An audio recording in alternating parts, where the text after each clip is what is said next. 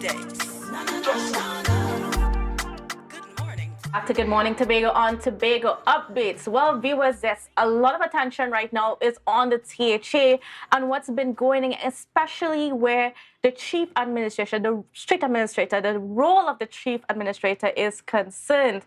Now, it is my pleasure to introduce to you this morning Cllr Certica Williams-Orr, who is the Assistant Secretary in the Office of the Chief Secretary, and she's here this morning to put all of that into perspective. Good morning and welcome to you. Good morning and thank you for having me. Good morning to Tobago and the wider viewing public. All right, so let's get straight into it. Now let's start with what led to this situation. We have the previous chief administrator retired as it naturally happens, and now we are without a chief administrator. Right. So the vacancy in the office of the chief administrator was not sudden. It was not sudden departure. It was known that the last incumbent would retire, compulsory age of retirement, age 60. All right. So that happened around mid-May. Now the THA is duty bound to inform the Public Service Commission, and also the PS to the Prime Minister. And that's the permanent secretary in the office of the Prime Minister. No, that happened, right? Because of course staff arrangements have to be made, and those arrangements cannot be made by the THA. Now, whose responsibility was it to notify the Public Service Commission? Was it the chief administrator? The chief administrator, yes. Which she did? Yes, that was done. I can assure you that that was done, and in time. How much time are we talking about? I am aware that 2 memoranda were sent, all right, at different times. But I think the latter one was sent more than a month before the departure, all right? So that was done. Okay. All right. So a month passed. She came to her retirement. She took her leave, as is natural. And no, in fact, in this case, the chief administrator worked right down until her 60th birthday. Right? So there was she did not proceed on leave before retirement. So she's totally done. It's not that she is now on leave before retirement. Right? She worked right up to the 60th birthday.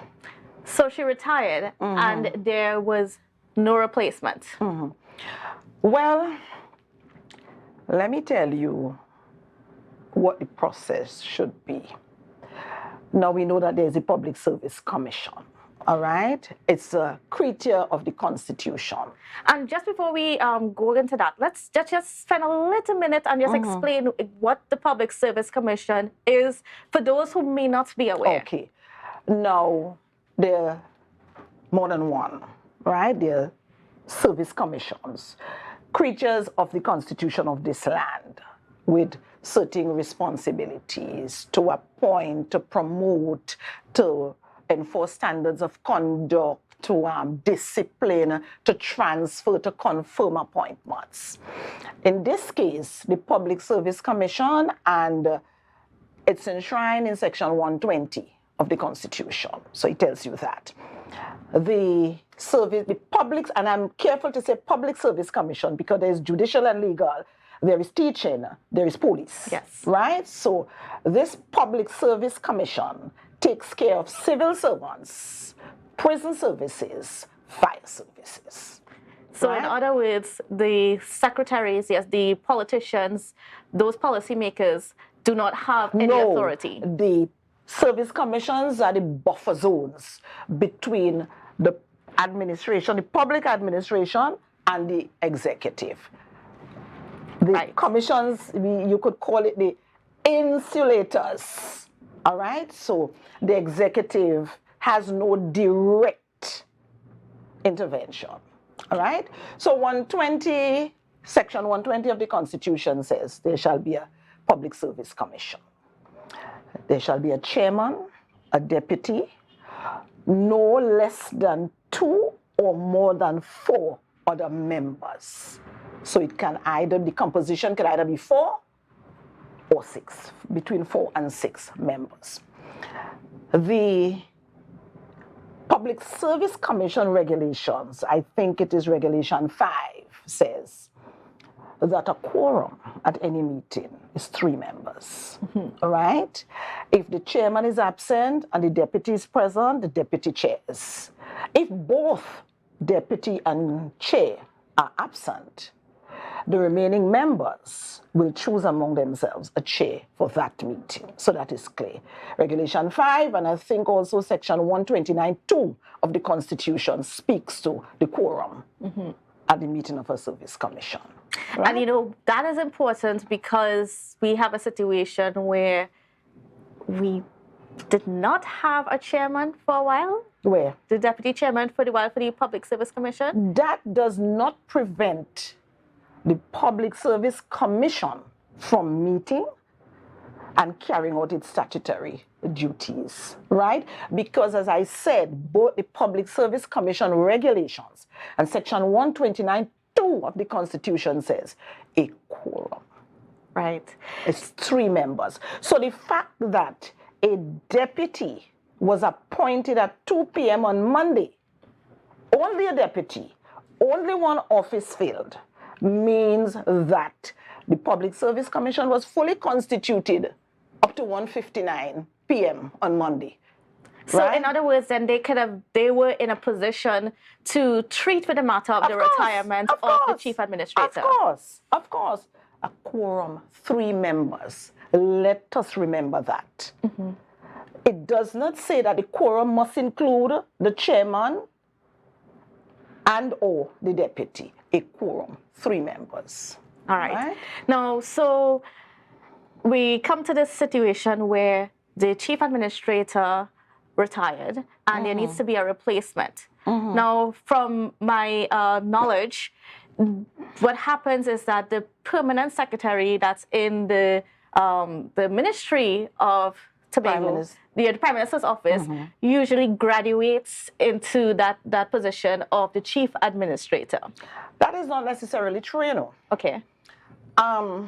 Well, of course, I can't speak to the criteria used by the Public Service Commission because let's go back to the Constitution.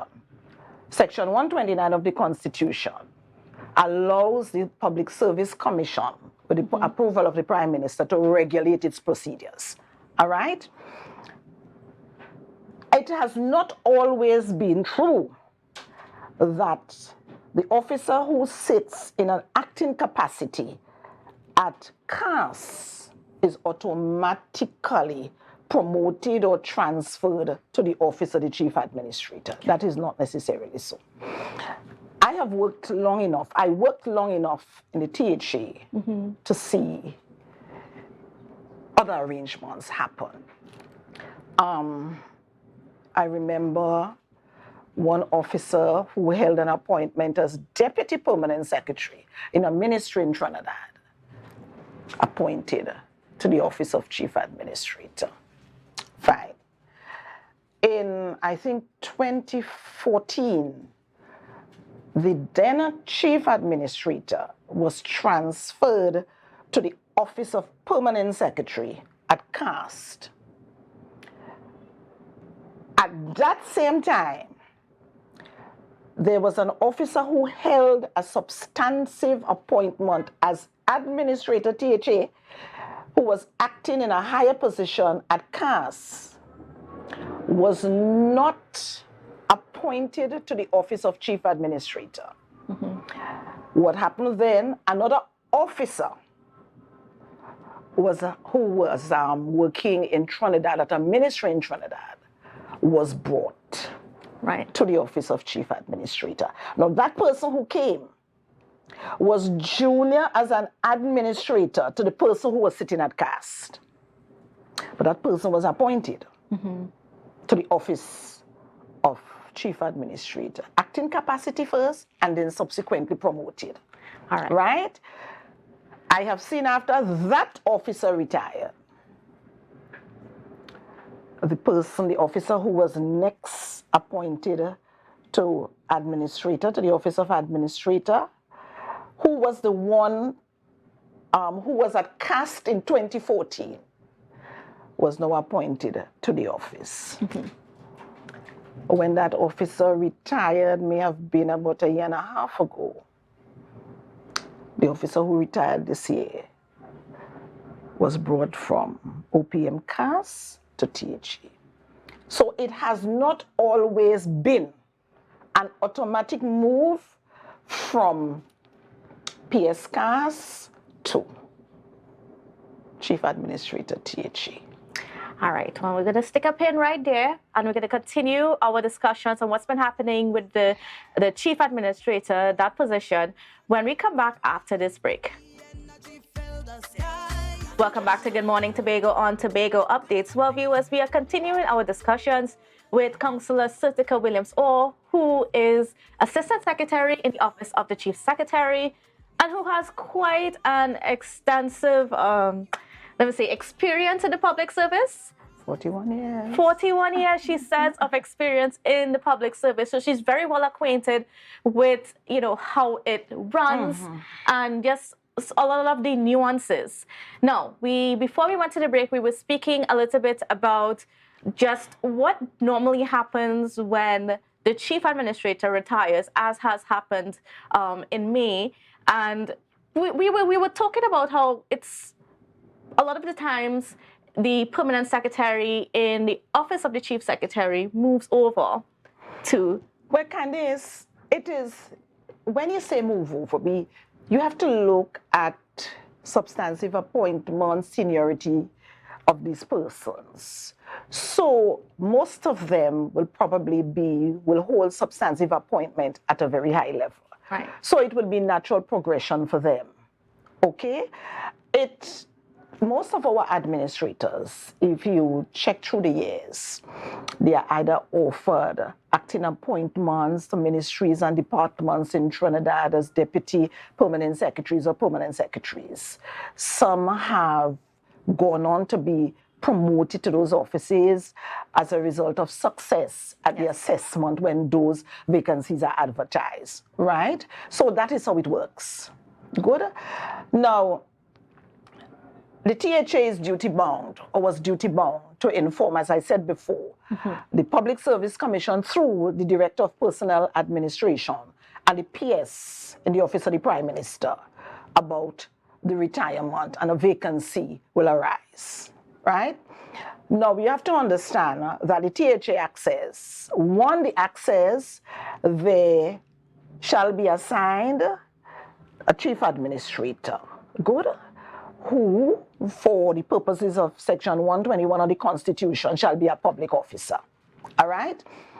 It also says that before the Prime Minister makes a recommendation, Section 71 of the THA Act, before the Prime Minister makes a recommendation to the Public Service Commission, there is an obligation to consult with the Chief Secretary. Now, I wanted to explain that part a little bit, because, why does the Prime Minister, to understand the thinking behind the legislation as to the Prime Minister's role in this matter? Well, you could flip, when you have time, to Section 121 of the Constitution. That is not unique to the Office of Chief Administrator. That happens at offices, Permanent Secretary, Chief Technical Officer, and so on, right? So it's not unique. It may be unique in the case that he has to consult with the Chief Secretary, right? But Section 121 of the Constitution will clear that up for you, that the Prime Minister has a role when appointments are, and if he objects, all right, the Constitution says that if the Prime Minister objects, then the appointment can't take place. We know some of that have ended up in the courts and judgments have been made, right? So it's not unique. But for the Prime Minister to consult, the Prime Minister can't come to the Chief Secretary empty-handed, right? So the process probably is that all the eligible officers, whoever they may be, the Public Service Commission would be the body with that information. And there is where the PS to the PM come in. Probably that information is passed on to the PS in the Office of the Prime Minister, who will provide the Prime Minister with that. So when the Prime Minister comes to consult with the Chief Secretary, they have something to treat with. Now, we must remember consultation could lead to agreement, No agreement could lead to objections. All right? But the consultation in this case must take place. All right? It is my understanding that the consultation took place. Yes. Right? So and the Prime Minister did speak about it on Monday, that the consultation did take place. Now, there was something he said that raised some concerns, and that was that the recommendation that they discussed appears to be that of the permanent secretary at CAST, right? And that person ended up being under investigation, and the Prime Minister accused the Chief Secretary of failing to notify him of that investigation. We're crossing the lines there. You're crossing the lines. Yes, because you are saying that the executive is upset because of ignorance in a public service matter. Now, I don't know. Let me tell you how the disciplinary process works.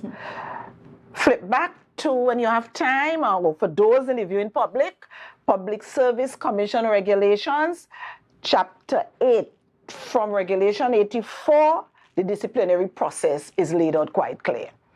Now, there are, let me use it lightly, grades of misconduct.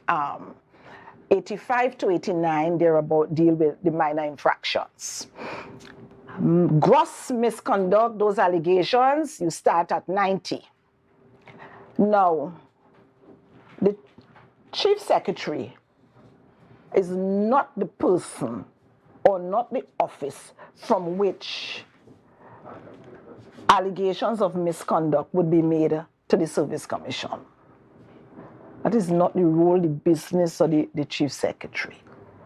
The Chief Administrator, if the Chief Administrator becomes aware of any breaches, any actions that are contrary to any law, regulations, whether financial, HR regulations, whatever, that falls under the purview or the remit of the Chief Administrator. Now, in this case, because of the level of the officer, the Chief Administrator is the complainant. So the Chief Administrator would forward those allegations to the Service Commission. If, say, for example, the allegations were against an accountant one at finance, and the administrator at that division informs the Chief Administrator of the breaches, the Chief Administrator can suspend and initiate the disciplinary procedures. He or she has that right under Legal Notice 105, delegated powers from the Public Service Commission, so that could happen. But in this case, it's straight across the pond to the Public Service Commission, right? The Public Service Commission will take it from there. The Public Service Commission will, I guess, look at it, and if it is weighty enough, I think it's Regulation 88, which says, when the Commission becomes aware of the allegation, and in the public interest, or the public service is likely to be brought into disrepute, you instruct the officer to cease to report for duty. In other words, suspension. And right? it just happened, that whole situation developed at the same time that the Chief Administrator was about to retire. Well, I don't know what date that the Chief Administrator informed the Commission. I don't know that. But it had to be done prior to the end of her tenure. All right?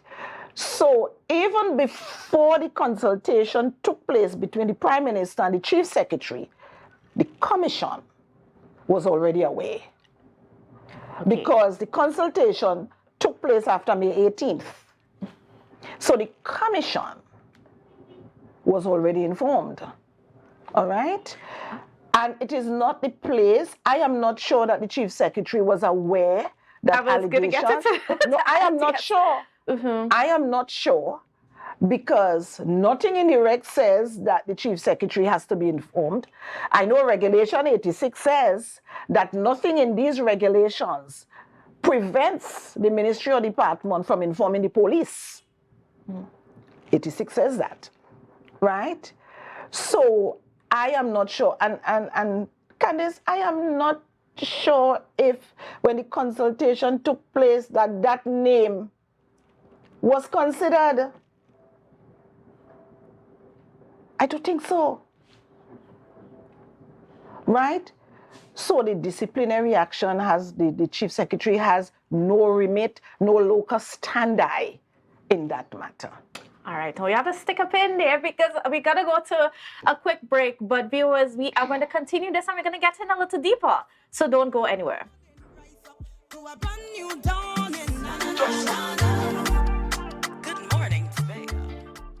Welcome back to Good Morning Tobago on Tobago Updates. Well, viewers, we are continuing our discussions with Cllr Certica Williams-Orr, who is the Assistant Secretary in the Office of the Chief Secretary.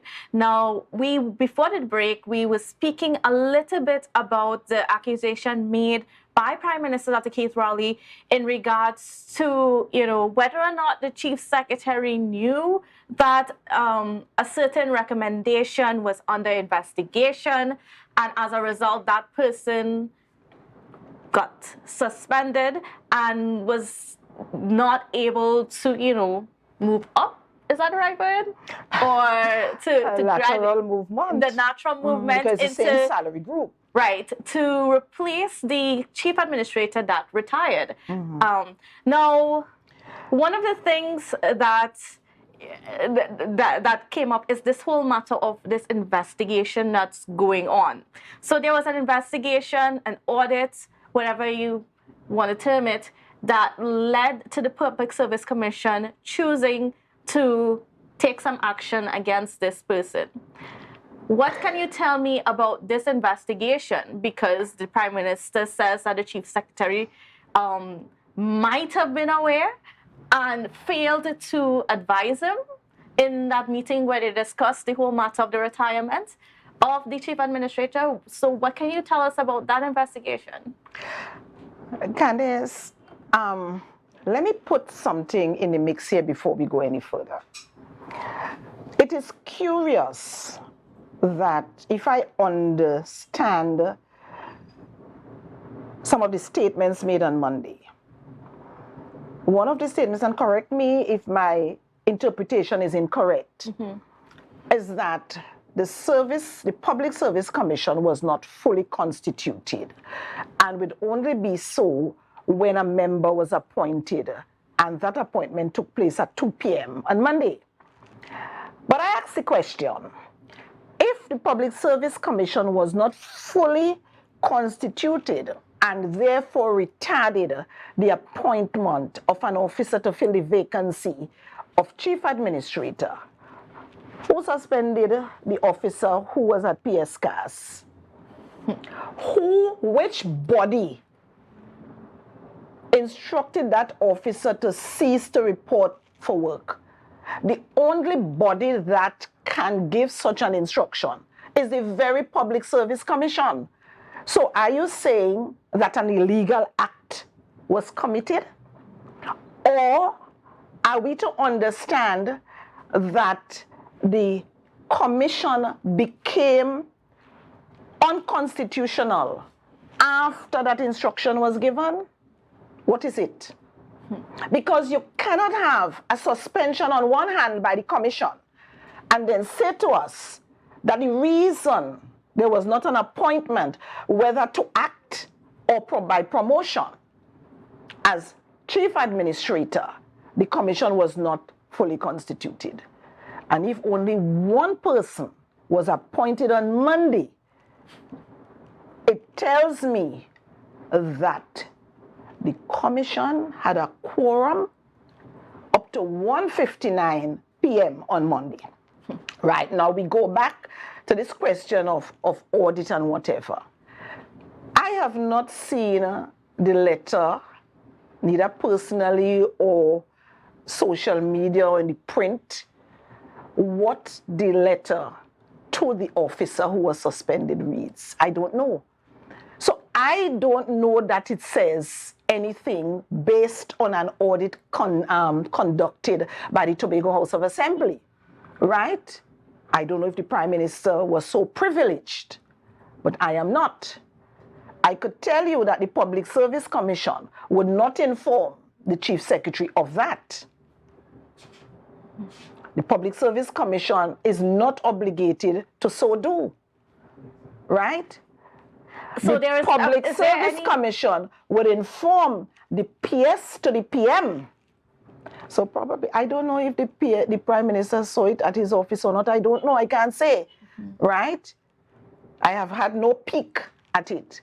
So I don't know if there was any reference to an audit being conducted. And let me tell you, if an audit was conducted and the report or the results of that audit was given to the Chief Administrator, and a perusal of that indicated that there were breaches in law, in any regs, that is the remit of the Chief Administrator, nobody else.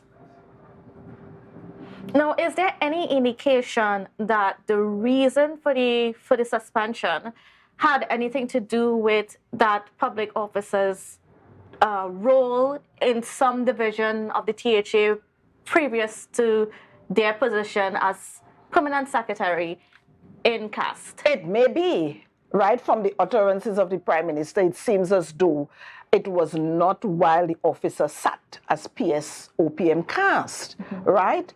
So probably, most likely. Now, what about the investigations that are currently going on in the THA? There are several, audits that are happening. The public is yet to see the results or any major updates aside from one that the Chief Secretary gave in the House some months ago. And that was a preliminary. So, I'm just trying to see here, wonder if there are correlations to those audits and the accusation made by the Prime Minister on Monday. I don't know. I am not as above my pay grade. I am not so privileged to be involved in that, right? So I can't speak to that, all right? So I don't know at all. I can't give any information. Okay. Now, what about the pre-action protocol letter that was sent yesterday to the Public Service Commission to make sure that we can have a chief administrator appointed within 7 days? What can you tell us about that? Well, I saw that, and the Chief Secretary is well within his right. Because, Kandace, let me tell you, the absence of a Chief Administrator is retarding the operations, the work of the THA.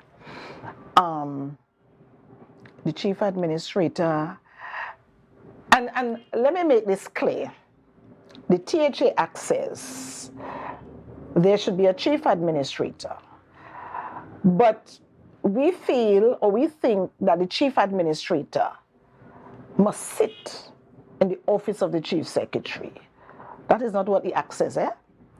The Act says the Chief Administrator can be assigned to any division by the Chief Secretary. All right? So a person doesn't necessarily have to sit at OCS. But let me give you one example.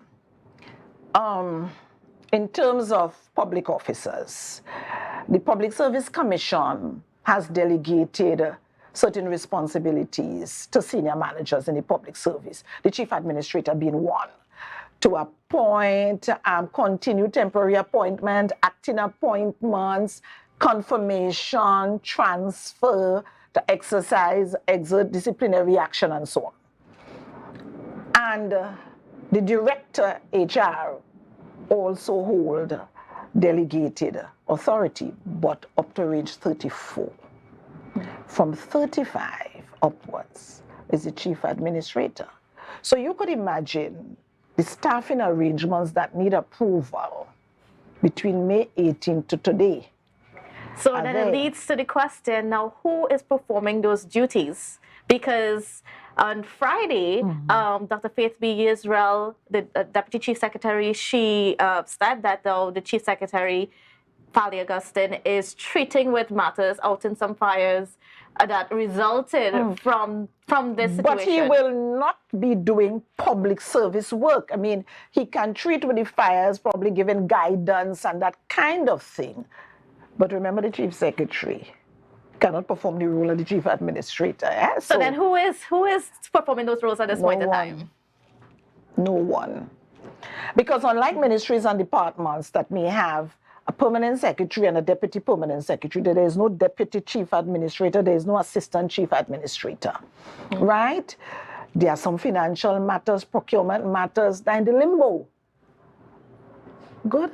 So for almost 1 month, we just on autopilot.